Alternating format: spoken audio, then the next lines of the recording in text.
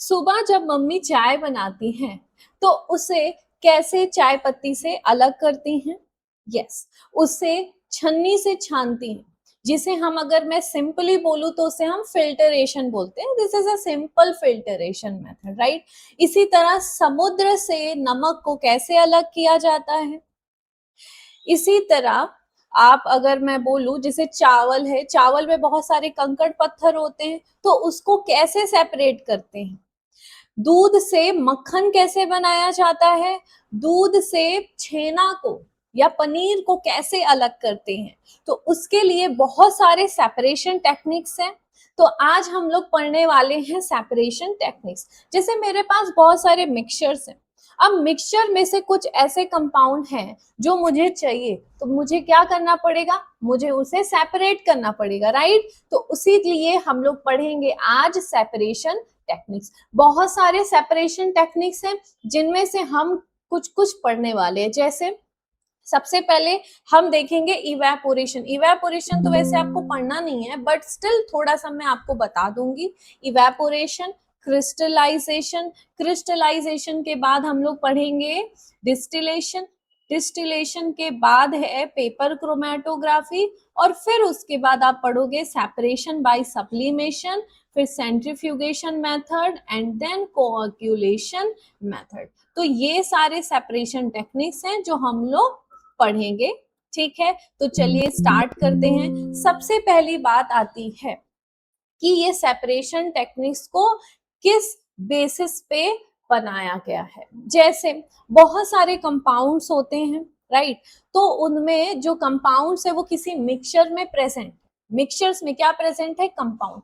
तो हर एक कंपाउंड की एक अपनी फिजिकल प्रॉपर्टीज होती है, राइट? तो हर एक कंपाउंड की क्या होती है, एक फिजिकल प्रॉपर्टीज होती है।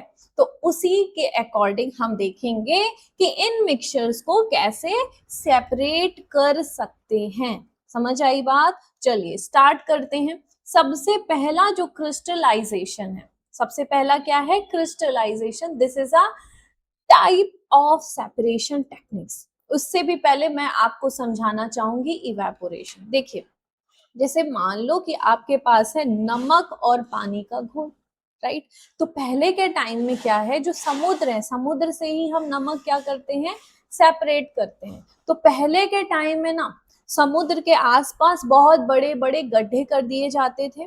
ठीक है, अभी भी करते हैं, समुद्र से बड़े बड़े गड्ढे कर दिए जाते थे, और उस गड्ढे में क्या भरते थे, समुद्र का पानी, समुद्र का पानी हम लोग भर देते थे। तो क्या होता था, सनलाइट आती थी, फिर उसमें से जो पानी होता था वो धीरे धीरे इवेपोरेट होता था, धीरे धीरे क्या होता था, इवेपोरेट हो जाता था। ऐसे लार्ज टाइम जब बीत जाता था तो पानी खत्म, क्योंकि पानी इवेपोरेट हो गया है और नमक नमक बच जाता था। इसी को क्या कहते हैं, इवेपोरेशन मेथड। अगर इसी को मैं छोटे लेवल पे बताऊं तो आप क्या करो, एक कंटेनर में समुद्र का पानी ले आओ, उसको गैस पे चढ़ा दो, तो फिर क्या करो, उसको गैस ऑन कर दो। पानी पानी जब धीरे धीरे धीरे धीरे पानी क्या होता है, इवेपोरेट हो जाएगा, और नमक नमक आपके कंटेनर में बच जाएगा। ये सिंपल सा था इवेपोरेशन मेथड, राइट? लेकिन इवेपोरेशन मेथड हर जगह काम नहीं आता है। क्यों नहीं आता है? इवेपोरेशन मेथड फेल हो जाता है तो उसके लिए आता है क्रिस्टलाइजेशन। तो मैंने बोला कि इवेपोरेशन मेथड हर जगह काम नहीं आता है। रीजन तो सुनिए, बहुत सारे ऐसे कंपाउंड्स होते हैं, बहुत सारे ऐसे कंपाउंड्स होते हैं कि वो हीट अगर मैंने उससे किया तो वो डिकम्पोज हो गया। हीट करने पे क्या हो जाता है, डिकम्पोज हो जाता है। जैसे फॉर एग्जाम्पल आपके पास है sugar solution, right? Sugar solution है, आपने गैस ऑन कर दिया, कंटेनर में क्या रख दिया, शुगर सॉल्यूशन रख दिया, और गैस ऑन कर दिया। तो धीरे धीरे पानी वेपर होता जाएगा, वेपर बनता जाएगा, राइट? और धीरे धीरे जैसे ही वो गाढ़ा होने लगेगा तो क्या बचेगा, चीनी, चीनी बचेगा। और अगर गैस ऑन है, अगर गैस ऑन है तो वो चीनी कैरमलाइज्ड हो जाएगी। हमें तो चाहिए था चीनी के क्रिस्टल्स, लेकिन मिला क्या हमें, कैरमलाइज्ड शुगर। तो वही मैं कह रही हूँ, बहुत सारे ऐसे कंपाउंड्स होते हैं कि अगर मैं उन्हें हीट कर रही हूँ तो वो डिकम्पोज हो जाते हैं। डिकम्पोज मतलब कि जैसे मान लो मैंने एक रिएक्शन लिख दी है, फॉर एग्जाम्पल आपको मैं लिख के समझाती हूँ। देखिए, एक है, आपने सुना होगा आयरन सल्फेट, FeSO4 है मान लो, ठीक है, इंटू 7H2, ये होता है फॉर्मूला। अगर मैंने इसे हीट किया, क्या किया, हीट किया, तो ये किस में टूट जाएगा, आयरन सल्फेट में, और वाटर अलग हो जाता है, ठीक है। लेकिन अगर मैंने इसको थोड़ा सा और हीट किया तो नया कंपाउंड बन जाता है Fe2O3, सल्फर डाइऑक्साइड और सल्फर ट्राइऑक्साइड बन जाता है। तो मैं आयरन सल्फेट के ग्रीन क्रिस्टल्स को हीट कर रही थी, हीट करते करते आयरन सल्फेट अलग हो गया, वाटर अलग हो गया, लेकिन गलती से भी थोड़ा सा और हीट कर दोगे तो ये आयरन सल्फेट किस में बदल जाता है, आयरन ऑक्साइड में बदल जाता है। लेकिन हमें चाहिए तो FeSO4 था, राइट। इसका सॉल्यूशन है ग्रीन कलर का सॉल्यूशन, मतलब क्या है कि ये जो आयरन सल्फेट है ये ना ग्रीन कलर का क्रिस्टल होता है, ठीक। तो अब अगर इसका सॉल्यूशन है मेरे पास और मैं सोच रही हूँ कि इसको क्रिस्टल फॉर्म में ले आऊं, तो मैं उसको क्या करूंगी, हीट ही करूंगी ना। तो हीट करते करते करते करते आयरन सल्फेट डिकम्पोज हो जाता है आयरन ऑक्साइड में। लेकिन हमें क्या चाहिए था, आयरन सल्फाइड का, आयरन सल्फेट का, आई एम सो सॉरी, इसको मैं आयरन सल्फेट बोल दी, इसका नाम है आयरन सल्फेट, बार बार मैं सल्फाइड बोल रही हूँ, आयरन सल्फेट है, ठीक है, ओके। तो ये बात है इवेपोरेशन मेथड का, कि अगर मैं इसको आयरन सल्फेट के क्रिस्टल्स को अलग करना चाहती हूँ इनके सॉल्यूशन से, तो मेरे को क्या करना पड़ेगा, हीट करना पड़ेगा, और हीट करते करते एक ऐसा टाइम आएगा कि आयरन सल्फेट डिकम्पोज हो जाएगा आयरन ऑक्साइड में, सल्फर डाइऑक्साइड में, सल्फर ट्राइऑक्साइड में। लेकिन मुझे तो FeSO4 चाहिए था, इसीलिए इस मेथड को हम बहुत ज्यादा प्रेफर नहीं करते हैं। तो इसीलिए आया क्रिस्टलाइजेशन मेथड। अब क्रिस्टलाइजेशन मेथड कैसे होगा, तो सुनिए, देखिए, जैसे मान लो आपके पास मिक्सचर है, दो कंपाउंड का क्या है, मिक्सचर है, जिनमें से एक कंपाउंड पानी में सॉल्युबल होता है और जो दूसरा कंपाउंड है वो पानी में सॉल्युबल नहीं होता है।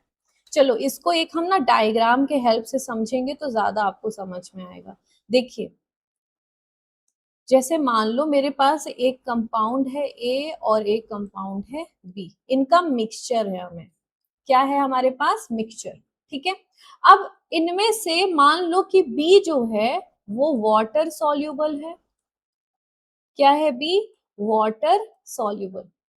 A जो होता है वो वाटर इनसॉल्युबल है, क्या है, वाटर इनसॉल्युबल, ठीक। अब मैंने क्या कर दिया, इन मिक्सचर को, इस मिक्सचर्स को हमने क्या किया, पानी में थोड़ा सा घोल दिया। ध्यान रखिए उतना ही पानी लेना है जितना बस वो डिसॉल्व हो जाए, जितना हमारा सॉल्यूट क्या हो जाए, डिसॉल्व हो जाए, ठीक। तो थोड़ा सा पानी लिया हमने, उसको डिसॉल्व करने की कोशिश की। तो मेरा क्वेश्चन आपसे ये है कि बताइए ए डिसॉल्व होगा या बी, या दोनों डिसॉल्व हो जाएगा। यस, बी डिसॉल्व हो जाएगा और ए नहीं डिसॉल्व होगा। फॉर एग्जाम्पल आपने ले लिया NaCl, और मतलब सॉल्ट ले लिया, और क्या ले लिया, सैंड ले लिया, ठीक है, ये एक मैंने एग्जाम्पल दिया है।